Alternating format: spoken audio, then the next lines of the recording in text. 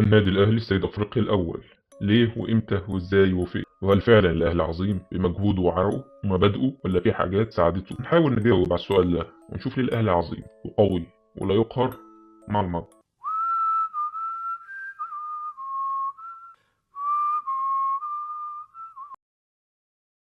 أي قوة نادي في الدنيا تتلخص في 3 حاجات رئيسية: شق إداري، شق جماهيري، وشق إعلامي، والتلاتة بيكملوا بعض. في المختصر المفيد هناخد كل شق على حدة، نشوف إيه اللي عمله علشان يخلي النادي الأهلي لا يقهر في أفريقيا.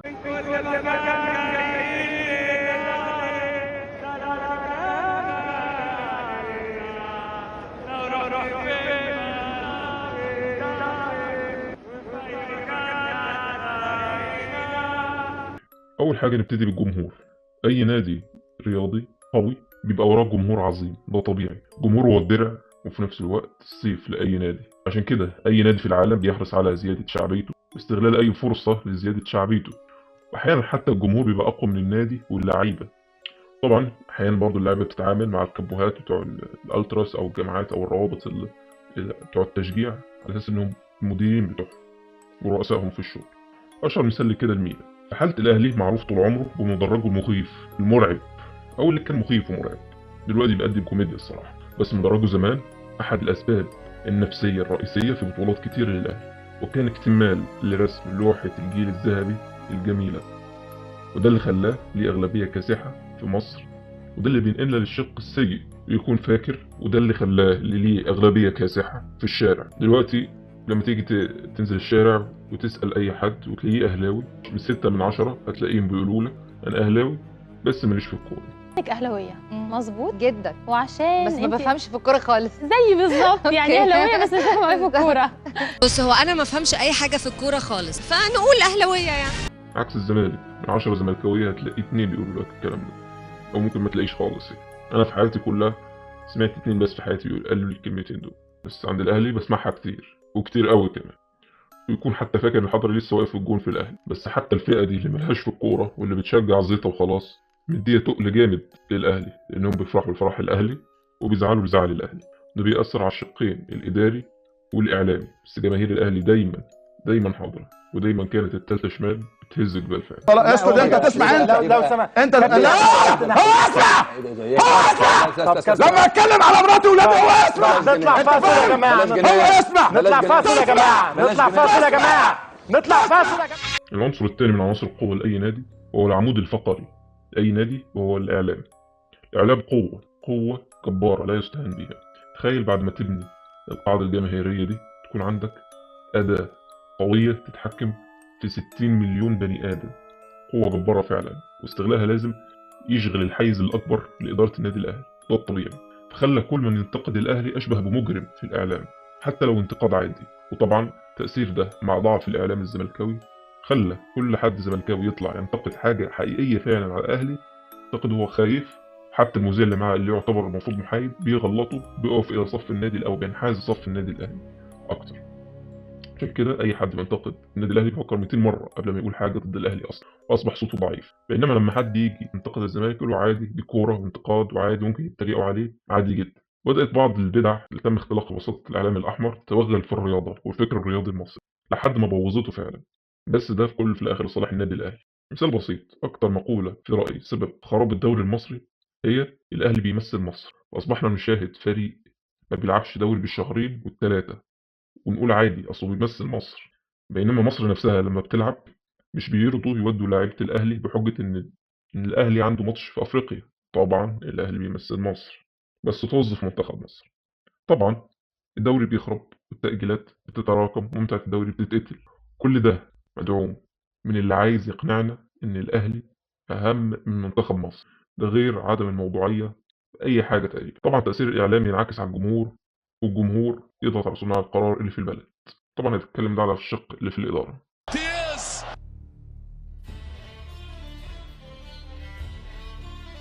لكن اللي عمله مهدي عبيد الليلة يكتب تاريخيا، يعني حكم مصر على إهداء الانتصار العريض للنادي الأهلي.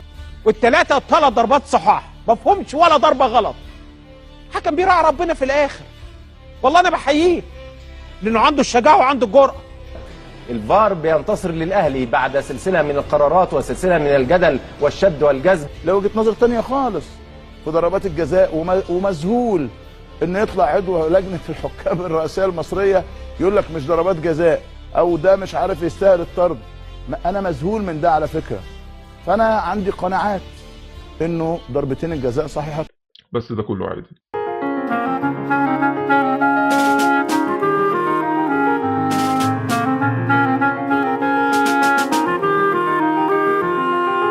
الأهلي تأسس بالأساس ليخدم عامة المصريين في 1907.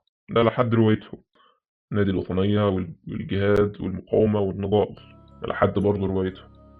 انضم نادي الأهلي ناس تقيلة من خلفيات سياسية عامة، واللي أضافوا جماهيرية وزخم كبير للنادي في الوقت ده. طبعا كان أبرزهم سعد بيه زغلول. طول عمر الأهلي وإدارته ماشية في نسق مبادئ وقيم وشخصية الأهلي اللي هي إيه؟ أنا معرفش. وابن صالح سليم بيقول مفيش مبادئ أصلا، هي على حسب مين اللي هيمسك النادي. بس كلهم بيقولوا قيم ومبادئ، خصوصا بعد صالح سليم واللي يعتبر أساس المبادئ والقيم اللي بيدعوها على حد قوله. فترة حسن حمدي كانت فترة النهضة الحقيقية للنادي الأهلي، فترة الجيل الذهبي للأهلي وعشرية سودة للزمالك. فترة الأهلي استغل كل المزايا اللي تم منحها ليه المنافسة في الكرة المصرية وتفضية الأندية من لاعبيها الموهوبين باعترافاتهم عشان ما يقوموش الزمالك يقولوا إن ده، وبيقولوا كمان إن ده حق شرعي ليهم عشان معايا فلوس. ليه لأ؟ هو فعلا مفيش حاجة في القانون الرياضي يمنع ده، بس ما تدعوش بقى إن أي حاجة بتعملوها أنتوا الأندر دوج واللي طالعين من رحم المعاناة والنضال. ما علينا. حتى لو في لاعب فلت وراح الزمالك بيتألق يطفشوه برضو على حد اعتراف. النهاية عزيز الأهلاوي انت عايش في حضن نادي بيهمك انه بيواجه الصعاب ومن رحم المعاناة تولد البطولات، مع انه اغنى نادي في افريقيا ومستقر اداريا وفنيا وكل حاجة، والمنافس مش لاقي حتى يقبض لعيبته. ممكن تقول لي عزيز الأهلاوي شطارة مننا وعته وخلافات من ادارتكم، اقول لك انت صح في الثانية وغلطان في الاولى. الفضايح والقواضي تشهد اسباب كتيرة من الخلافات الداخلية في الزمالك كان من جذورها اصلا او من ورا الكواليس كان في حد اهلاوي بيشعللها. عزيز الاهلاوي انا بالنسبه لي جزء كبير من الاسباب اللي خلتني اشجع الزمالك حاجات ملهاش دعوه بالكوره اصلا، ملهاش علاقه بالكوره، ليها علاقه بشخصيه او ليها علاقه بجو نادي شايفه شبهي اكتر، شايف في حد فوقيه يحاول يقمعه، سواء بقى من الناس المؤثرين او صناع القرار في البلد او ظلم باين واضح على نادي الزمالك. اتوقع في كتير زملكاويه زيي. في النهايه انا هسيب لك كام فيديو في الاخر واسيبك تفكر لوحدك. انتهز الفرصه دي بقى عشان اجيب من الاخر قوي، عشان اريح الناس برضو اللي عماله تقول نادي الدوله ونادي. هو نادي الدوله لما يكون نادي الشعب وله الاغلبيه، الدوله جزء من الشعب والشعب جزء من الدوله. دولة الشعب وشعب الدولة، هو ده المجتمع الصحي السليم. ان تكون الدوله جزء من الشعب وفي خدمته، وان يكون الشعب مقتنع وملتحم بدولته. صحيح. فالنادي الاهلي هو نادي الدوله ونادي الشعب ونادي امس ونادي اليوم ونادي غدا. هو في كوره من غير النادي الاهلي؟ في كوره في مصر ممكن تتم من غير النادي الاهلي؟ لا طبعا. ازاي يعني؟ ازاي الكوره؟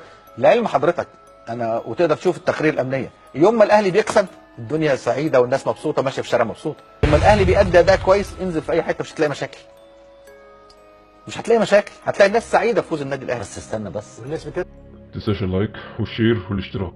لسه في الاول، اي لايك وشير واشتراك بيفرقوا معانا جدا جدا جدا. شكرا لصبركم ومتابعتكم ليا، مع السلامه.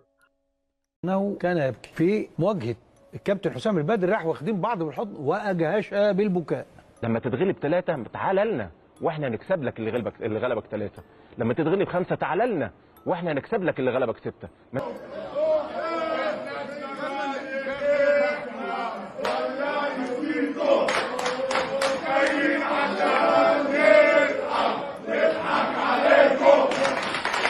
نعم، اللاعب اللي اسمه إمام عاشور مظاهرة هتافات بذيئة داخل غرفته، داخل غرفة نادي الزمالك، داخل غرفة التغيير بشكل رهيب جدا ولرموز كبيرة جدا جدا أيا كان، حتى لو اللي عامل غرفة الملابس. إيه ده؟ والمبادئ الخاصة بالأهلي.